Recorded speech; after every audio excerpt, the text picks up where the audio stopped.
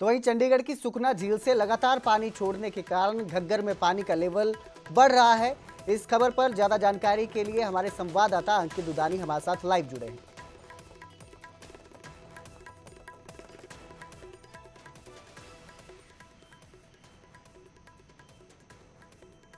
अंकित, किस तरह के हालात हैं, किस तरह की स्थिति देखने को मिल रही है? जिस तरह से माफी चाहूंगा, जिस तरह से सुखना लेक से जो पानी छोड़ा गया है वो किशनगढ़ की तरफ बढ़ रहा है, कितने हालात खराब होते नजर आ रहे हैं?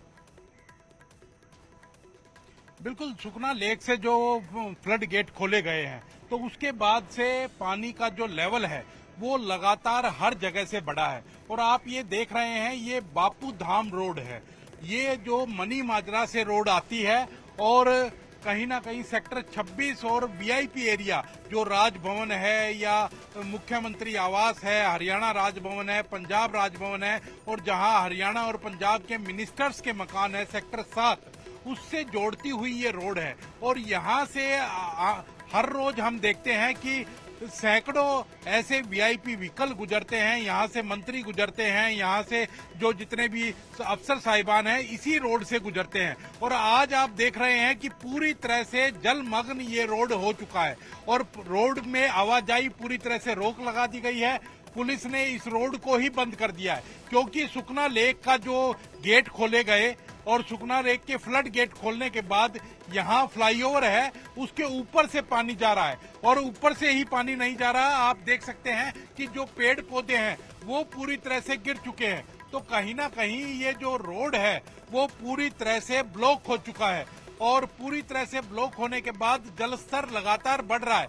हमने देखा था कि बल्टाना में भी इसी तरह से जो फ्लाईओवर बना था उसके ऊपर से पानी बह रहा है और वहां बराबर में पुलिस चौकी थी, उसमें भी पानी घुस गया था। तो इसी कारण से अब जो ये बापू धाम जो रोड है उसको कहीं ना कहीं पूरी तरह से बंद कर दिया गया है, दोनों तरफ से बंद कर दिया गया है। बराबर में काफी परिवार भी रहते हैं।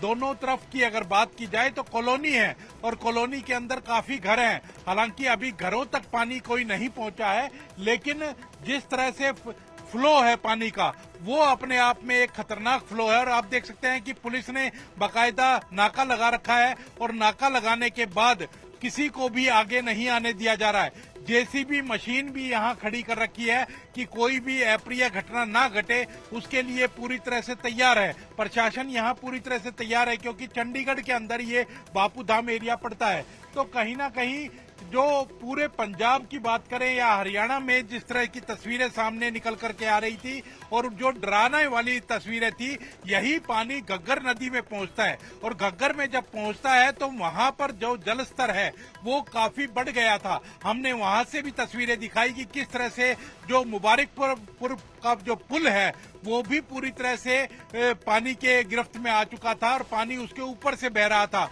वहां भी प्रशासन लगा हुआ है, लेकिन यहाँ का जो भाव है वो आप देख सकते हैं जैसे कोई ऊपर से झरना गिरता है वैसे पानी का बहाव है। और इतनी तेज बहाव है क्योंकि सुखना लेक के फ्लड गेट जब खोले गए हैं तो उसके बाद से यहाँ का जो पानी है वो निरंतर निकल रहा है और वो पानी निकल करके घग्गर तक पहुंच रहा है। घग्गर में जा करके और कहीं ना कहीं वहाँ पानी समा जाता है और घग्गर का भी इसीलिए जो घग्गर भी खतरे के निशान के आसपास बह रही है।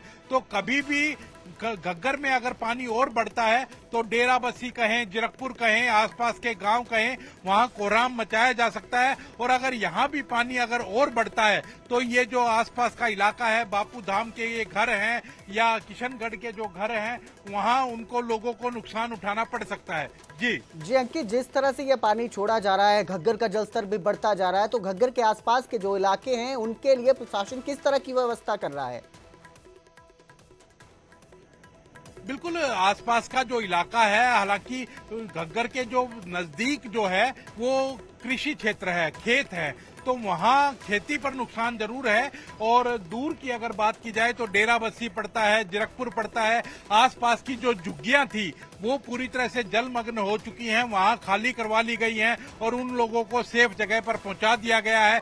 लेकिन जिस तरह से 2023 के अंदर डेराबस्सी में पानी ने कोहराम मचाया था और पूरी की पूरी कॉलोनियां और पूरी की पूरी गाड़ियां डूबी हुई नजर आई थी, तो वो कोहराम भी हमने देखा था।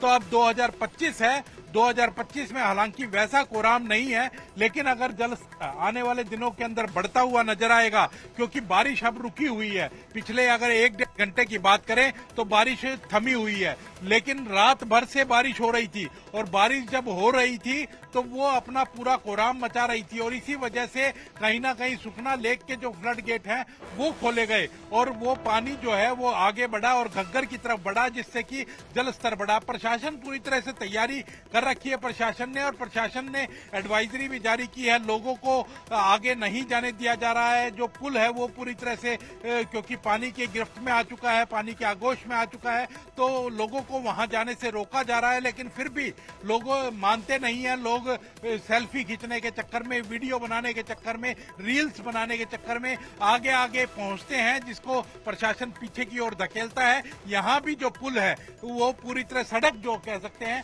वो पूरी तरह से पानी के आगोश के अंदर है, लेकिन यहाँ भी दोनों तरफ से रास्ता पूरी तरह से रोक दिया गया है, और किसी की भी आवाजाही अब यहाँ नहीं है।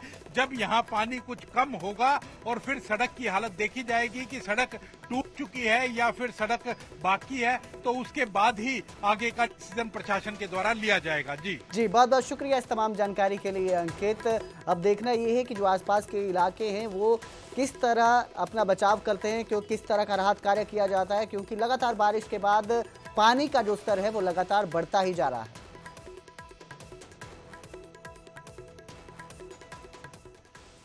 तो वहीं सोनीपत के नेशनल हाईवे 44 पर भी जगह जगह जलभराव की समस्या देखने को मिली। तेज बारिश से हाईवे पर वाहनों की जो रफ्तार है वो थम गई। गोहाना रेलवे अंडरपास जो है वो स्विमिंग पूल जैसा बन गया। सड़क और चौक चौराहों पर पानी भरने से लोग परेशान दिखे। नगर निगम के दावे फेल नजर आए।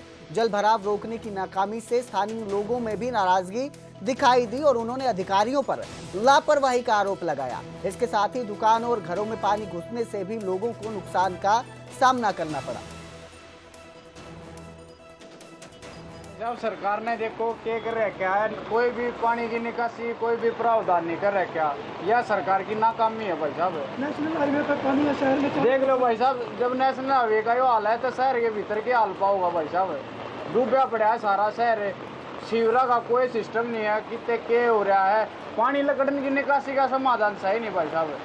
क्या कहे सरकार तक क्या परेशान हो लिए, और देखो बारिश में क्यों करके लोग बाकी आम जनता के ऊपर परेशान हो रही है भाई साहब। आप तो वहीं सोनीपत में यमुना नदी भी रौद्र रूप में बहती नजर आ रही है। हथनी कुंड से छोड़े गए लाखों क्यूसेक पानी से तबाही का मंजर नजर आ रहा है। जिले की हजारों हेक्टेयर भूमि पानी में डूब चुकी है। किसानों की खड़ी फसलें डूब गई हैं, जिससे उन्हें भारी नुकसान झेलना पड़ रहा है। इसके साथ ही ग्रामीण जो है वहां पर वो घर छोड़ने को तैयार नहीं है। प्रशासन चिंतित है। प्रशासन ने लोगों को सुरक्षित जगह भेजने की कोशिश भी की, लेकिन ग्रामीण ही गांव छोड़ने को तैयार नहीं है। ग्रामीणों का आरोप है कि अभी तक उन्हें कोई मदद नहीं पहुंची है। इसके साथ ही किसान जो हैं वो मुआवजे की मांग कर रहे हैं।